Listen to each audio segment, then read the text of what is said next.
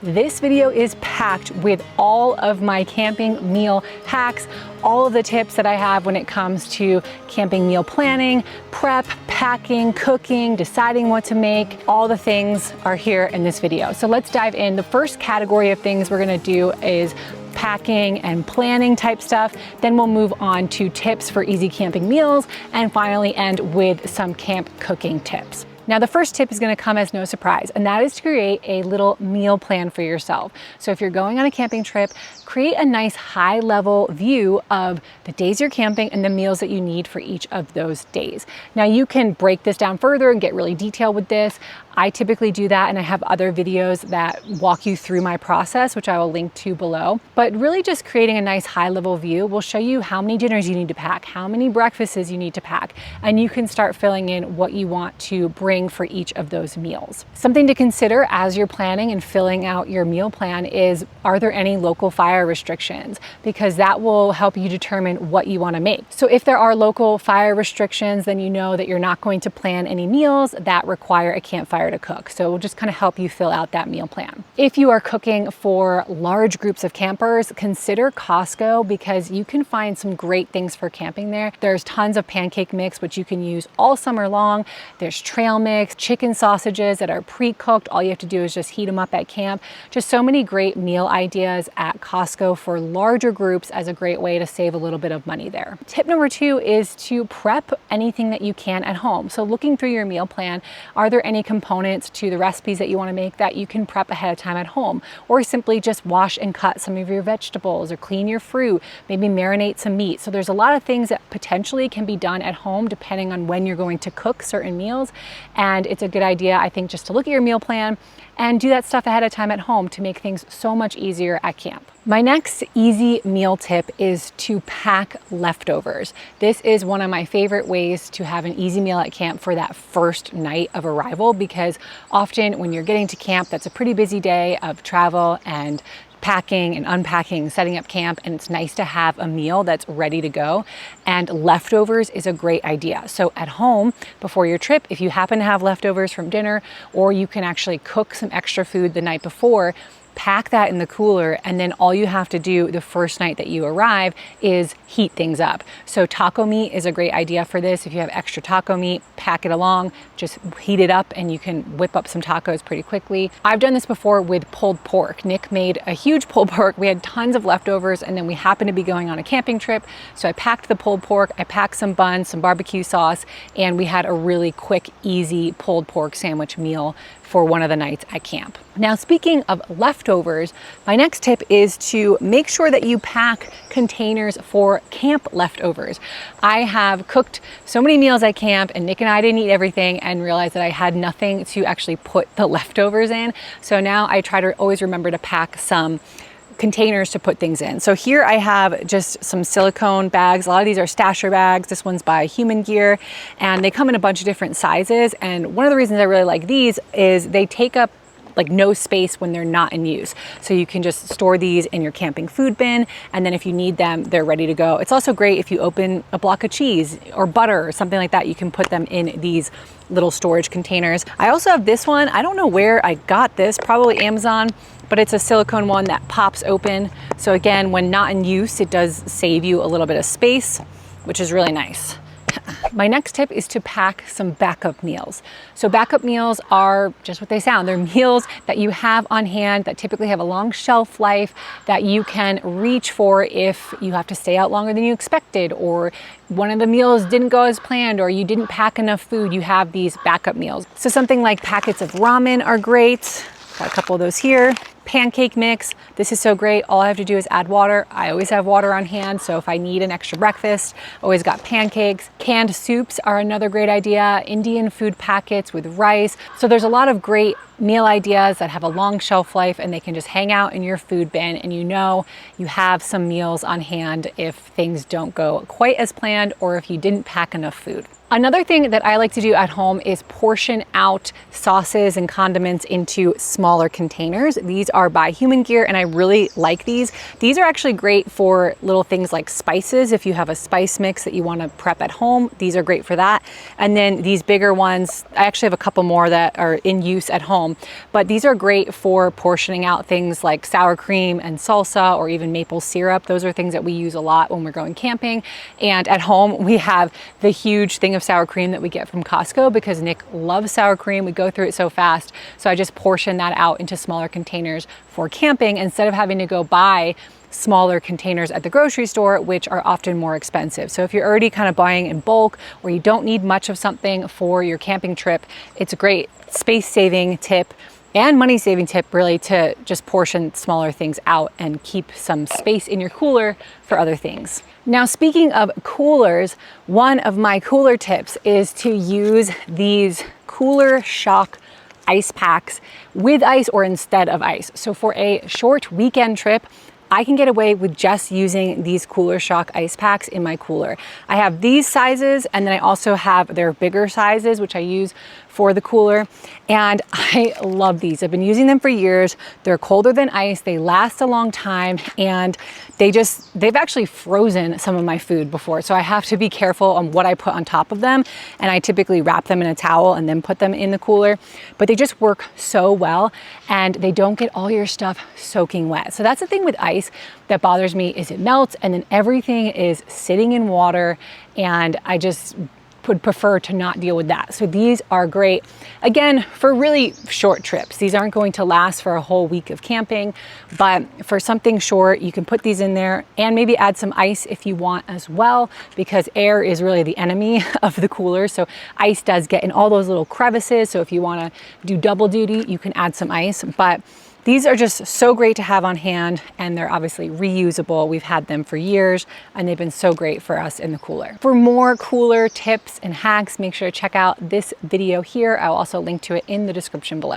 Lastly, for packing, consider a little meat thermometer. These are really inexpensive, and this one just lives in my camping food bin.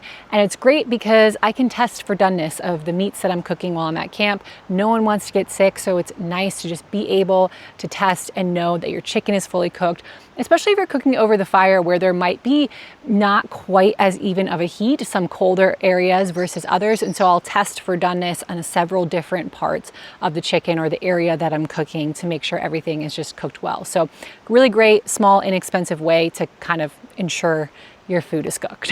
Now, we've talked about this next tip a lot on this channel, but it is using bins to stay organized. I typically have 2 bins, and I like the clear ones because I can see through to what's in it and just makes it easier to find things. But I have what I call a pantry bin that has food items that don't go in the cooler. And then I also have this one here, which is all of my camp cooking gear. So everything is nicely organized in these 2 bins. And there's so many benefits to having a bin system. One, it's really easy to take this to and from camp. You can easily find things. And then these bins keep out small critters like mice or ants or things like that that could get into your food. Even if you have food in a locked vehicle, mice still get in there. So it's a good idea to have something that can kind of deter them from getting your food. Now, something like this is not going to be bear proof, so you really always need to check local food storage regulations for wherever you're camping. And a lot of places will either require bear canisters or even have bear lockers to put bear-proof lockers to put your food in at night. So you just want to check on that. This isn't going to be bear-proof, but just for hanging out around camp and storing my food, instead of having everything scattered all over my picnic table, I typically try to just keep things organized in my bins, the things that I'm not using, and then I also always know where to find everything. Now we're going to move on to some of my tips for just making camping meals really easy. So my first tip here is to utilize these pre-cooked rice packets. This is one of my biggest secrets when it comes to creating delicious, filling one-pot camping meals. In fact, it's really not a secret because you've seen me do this so many times in my videos. This is just cooked rice. It can be added to so many different meals, and it just saves you having to cook rice at camp. I use this in a lot of my camping recipes, which I will link to below. My beef and veggie stir fry uses this rice, fried rice.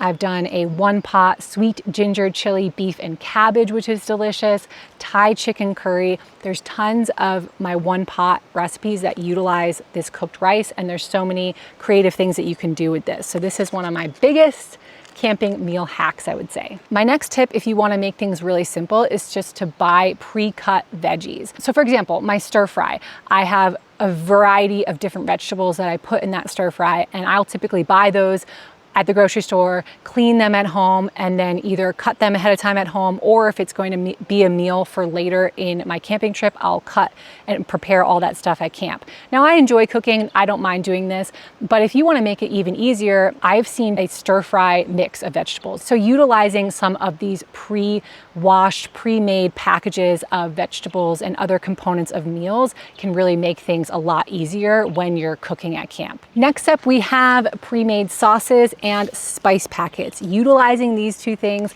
again, makes things so much easier to put together a meal. So this, for the example I have, is a stir fry sauce. I love this one. I use this in my beef and veggie stir fry with the rice packets, and you can see how we can create such a quick, delicious meal utilizing sauces and the rice packets, and then these spice packets here. So I have some fajita seasoning, I have sloppy joe seasoning, I have taco mix. So instead of packing a bunch of different spices, you can just get these individual packets, and it makes things so much easier at camp. They don't take up very much space. You also could mix spices at home and then store them in a little container. I do that as well, but this is just another super easy way to add so much flavor to your meal. So as you can see, there's a very simple formula for one pot delicious camping meals, and it's rice packet plus protein plus veggies plus sauce or spices equals a delicious one pot meal. There are so many different ways that you can change up this formula, different sauces, different spices, different proteins, different veggies. You can change it up in so many ways to create different meals that are all really simple and pretty much always one pot. So that's kind of the general formula that I will revert to if I just want simple meals on a camping trip. I have a ton of free printable recipes on my blog, amandaoutside.com, so make sure to check that out if you're looking for a little bit of inspiration. My last tip here for easy camping meals is to utilize rotisserie chicken. You've seen me do this over and over again on this channel. It's one of my biggest tips.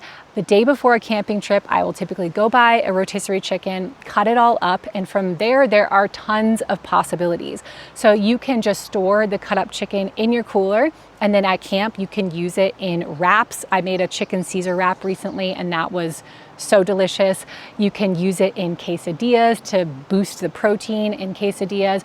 And then another thing I like to do is actually make a chicken salad with it at home and then store that in the cooler. And again, that's a really easy high protein lunch that's no cook.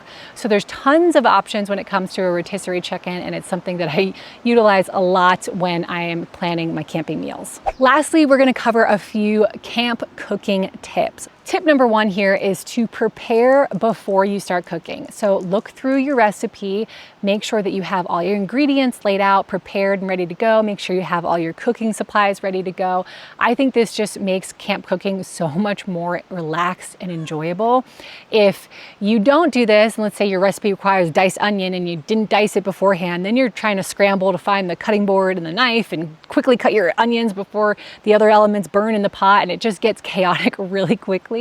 So I like to take a few moments to just plan, prep everything, and just get organized before I start cooking. And if you have other people that you're camping with, definitely don't be afraid to give them a task. A lot of times Nick will be in charge of grilling the meat over the campfire while I'm prepping other elements of the meal. So utilizing the other people around you too to help you create the meal just makes camp cooking fun and enjoyable, and that's really what it's about. My next tip is to get yourself a trusty cast iron pan.